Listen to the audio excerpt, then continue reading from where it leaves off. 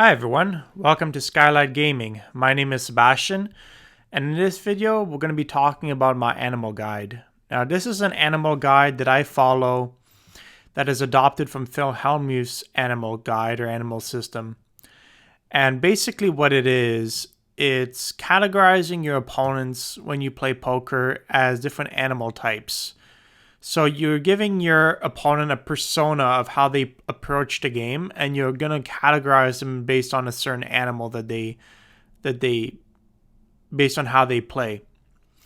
Um, so basically, there's a lot of strategies out there that talk about poker, talk about GTO, talk about game theory optimal, right? Exploitative play, but there's not a whole lot of discussion about exploitative play. A lot of the discussion is centered around GTO. And I really wanted to make a video that talks about exploitative play and really about how to best categorize your opponents to exploit them based on their tendencies. And I like Phil Hellmuth's simple animal guide, but I expanded on it and I've added a few more extra animals. And I really believe that this is a very simple but very elegant and nice approach to categorizing your opponents when you play. And basically what you can do is you can map out different colors on your opponents and really set the table. So let me just get straight into it. So if I just open up this up here, you'll see the different animals here. I can open it over here. So you have the jackal, the elephant, the crow, the mouse, the bear, the rhino, the eagle, the lion, and the monkey. Now, the animals that Phil Hellmuth originally came up with would be the mouse, the jackal, the elephant, the lion, and the eagle. But I also added the monkey, the rhino, the bear, and the crow. So those are the animals that I added on top of Phil Hellmuth's animals that he originally came up with. So these are the animals that I added as well on top of that. So let me start from the beginning or from the top and work my way down. So the jackal. Now the jackal is basically a loose aggressive opponent. Now loose aggressive means loose meaning that someone who plays enters the pot very often and enters a lot of hands, and his VPIP will usually be very high. VPIP is basically stands for voluntarily put money into the pot, and a jackal is someone who is loose, so he's going to be playing many hands. He's going to have a wide range. He or she will have a wide range of hands, and will also be aggressive as well. Now, aggressive means that you come out firing at the pot. You come out betting. So loose means you play many hands, and aggressive means you come out firing. So not only are you playing too many hands, but you're also betting a lot. So basically a jackal is closely resembling a maniac. Basically someone who is always playing or tends to play a lot of hands and tends to come out firing a lot. And against a jackal, what you want to do is you want to trap them. You want to make sure that they're the ones who are going to bet for you, and you're going to trap them. You're going to check, and you're going to make sure that they bet into you when you have the goods, and then check raise them on the turn, or maybe just check raise on the river and trap. You don't really want to get into a betting war against a jackal unless you have a very powerful hand.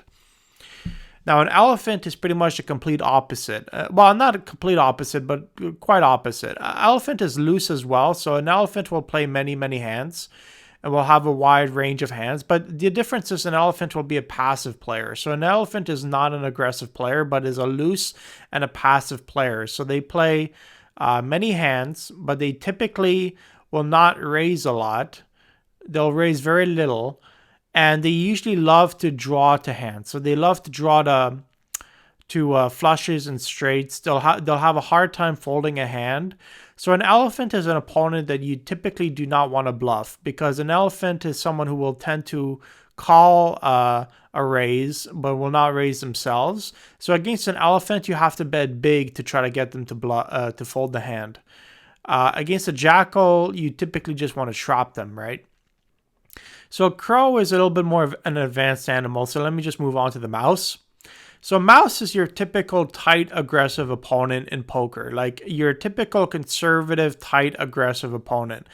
doesn't play many hands, has a narrow range of hands, doesn't play many pots, so their VPIP will be lower. The amount of money times they put money to the pot will be lower, and they're more tight, so they don't play many hands, and they're also aggressive, but they're not as aggressive as a jackal, but they are a little bit aggressive. So once they do hit a hand on a post flop, or if they do hit top pair or two pair, they will come out betting a little bit and try to take it down and value bet. But a mouse is typically a little bit timid. Like a mouse is easy to steal the blinds from because you could typically try to raise them pre-flop and try to steal their blinds. They don't enter the pot very often, but when they do, they typically try to fight for the cheese. You know, they come out firing a little bit, but they're generally a timid player.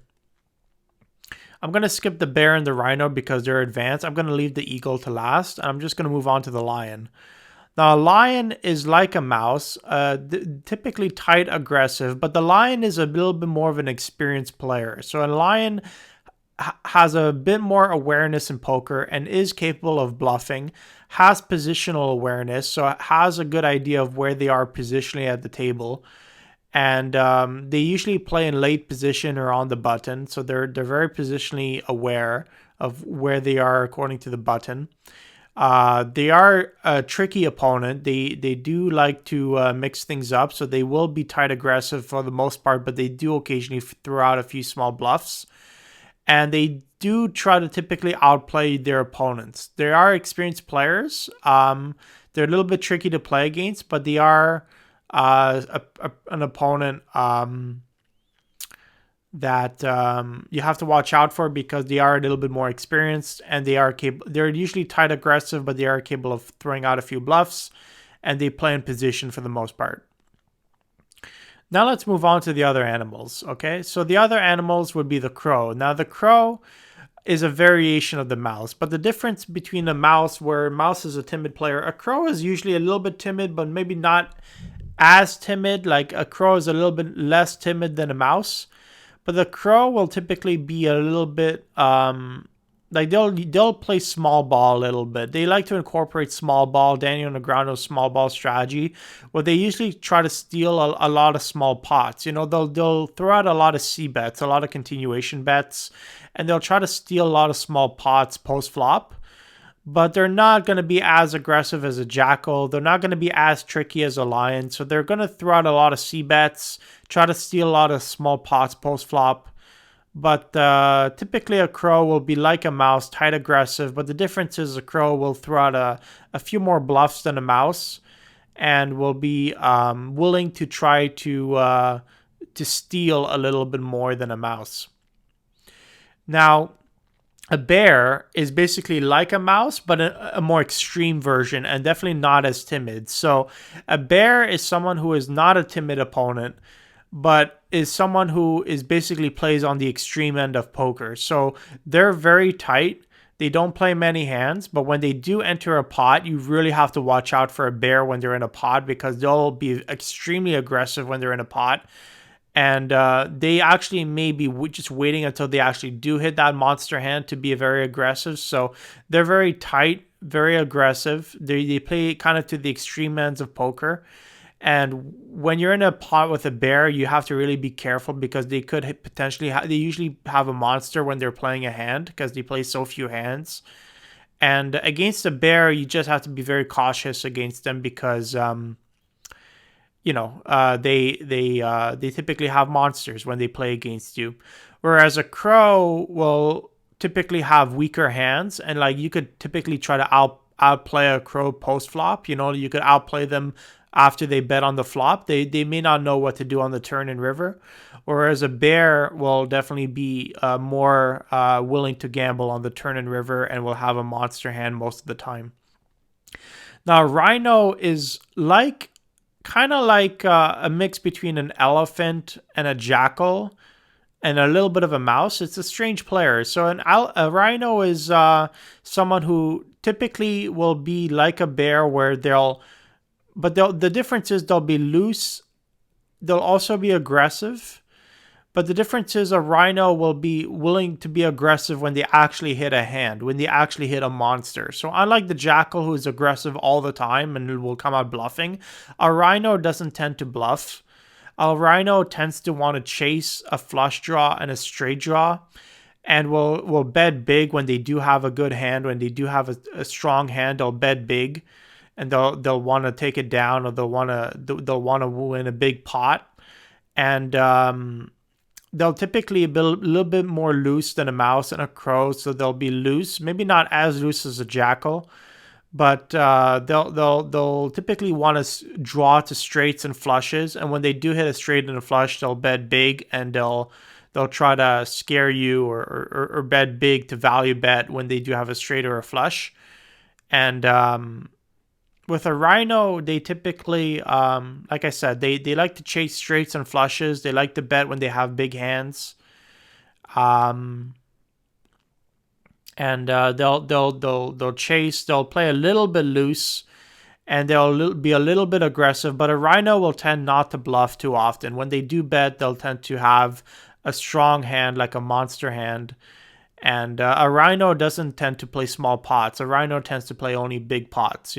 So a rhino is not a fan of playing small pots. A rhino likes to play big pots.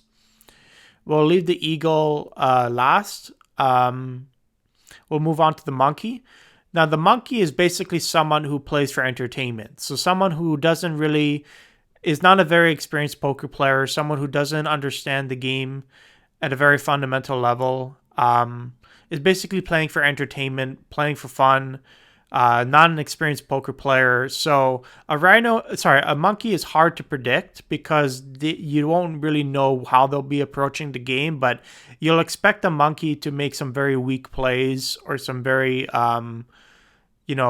weak plays most of the time. And a monkey is just generally very inexperienced. So,